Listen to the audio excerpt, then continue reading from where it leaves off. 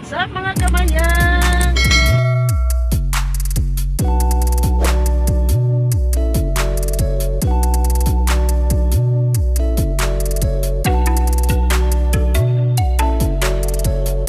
Magluluto nga tayo ng pichay na may tokwa.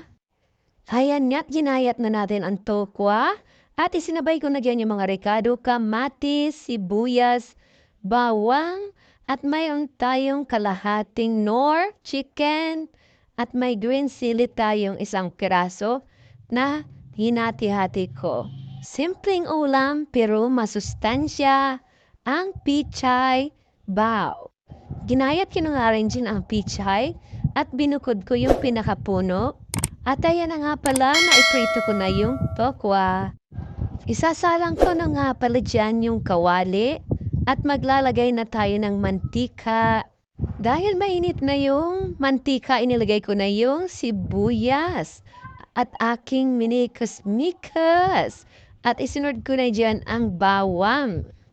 Sunod-sunod ko na nga palang inilagay dyan yung kamatis at nor at sili. Pinagsabay-sabay ko sila. Halu-haluin lang natin hanggang sa maluto yung kamatis. Tsaka natin ilalagay yung gulay. Alam niyo ba na ang kamatis ay maganda sa ating puso? May dalang benepisyo ang kamatis sa ating puso. Ilalagay ko na nga palagay yung pinakapuno, yung parang tangkay ng pichay. Kasi yan medyo matigas. So, igisa natin sa kamatis at sibuyas, bawang. At igisa natin at lagyan natin yan ng isang tasang tubig para maunang maluto muna yung puno ng pichay. Pag alam natin parang luto na yung puno ng pichay, tsaka natin ilalagay yung dahon. So, ayan, tubigan muna natin yan ng isang tasa.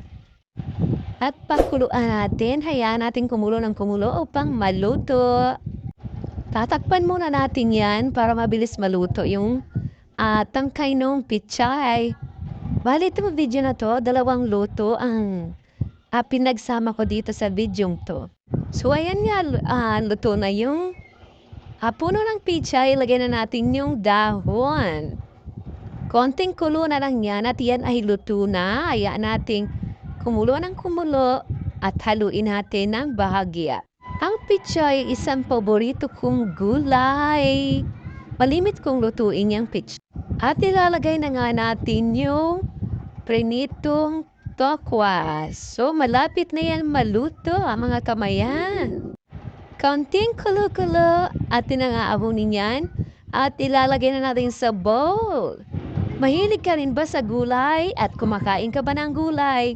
Dapat talagang kumain tayo ng gulay. Pampahaba ng buhay. So, ayan nga. Luto ng ating gulay at atin ang papatayin ang kalan.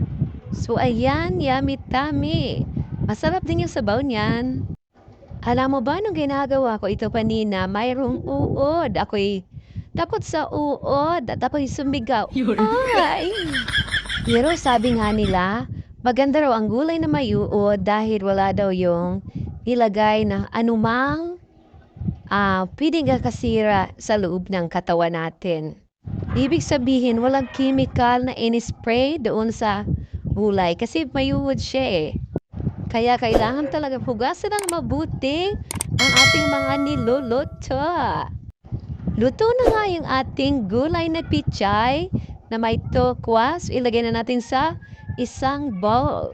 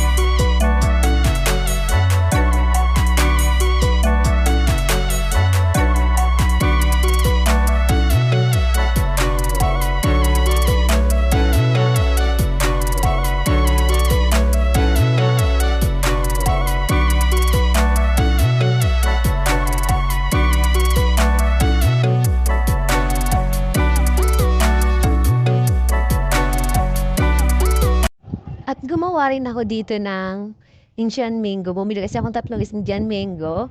Tapos may gagawin tayo dyan. Lalagyan natin ng toyo. Pinalatan muna natin yan bago ko hinugasan. Masarap ito sa isdang prinito at sa inihaw na isda. So ayan na nga ang kinalabasan ng Indian mango. So ayan nga, pwede na tayong kumain. Tapos ko nang gawin. Nilagyan ko ng toyo at ng kamatis at ng sili. Salamat sa panonood ng aking video. Mayroon pa itong karugtong na isang video pa at gulay. Pinadugtong ko na lang dito kasi maiksi lang.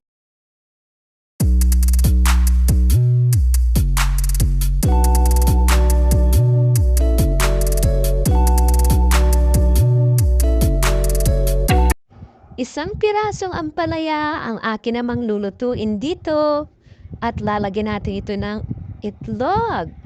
So panoorin nyo, tapusin nyo ang aking video. Hinati ko yung ampalaya at tatanggalin muna natin yung nasa gitna ng ampalaya. Masipag ako magluto kapag may lulutuin. Kapag wala na. Magandang ampalaya, masustansya sa ating katawan. Ikaw ba, kumakain ka din ba ng ampalaya? Pag ako nagluto nito, walang pait. Talibababad muna natin sa asin. Gagayatin lang natin to ng maliliit. At pagkatapos natin gayatin, ilagay natin sa isang plangganang maliit at ating ibababad sa asin ng kaunting minutes.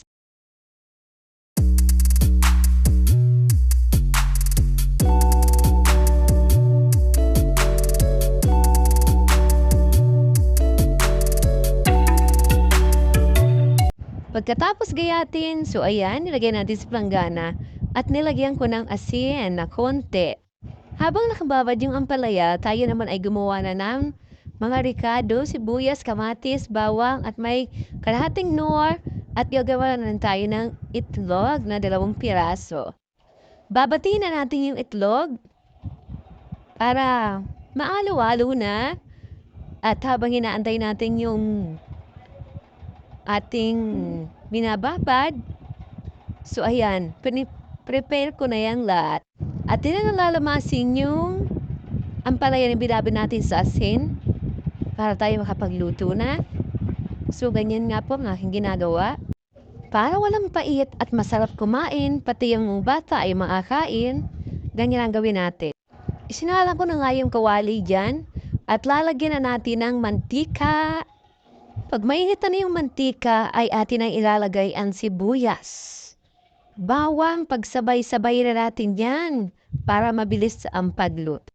At isunod natin ang kamatis, nor, at ang sili.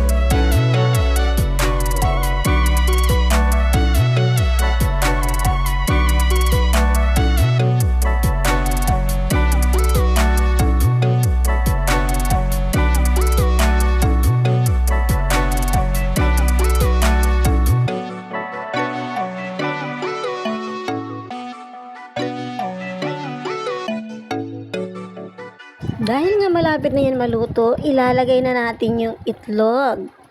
Para ma-mix na yung itlog dyan, ilagay na natin. Malapit na nga yan maluto. At kung hindi ka pa nakasubscribe kay Mayan Style Busy, subscribe na, like mo na din, at comment ka. At touch mo na din ang kampana para mag-ingay yan.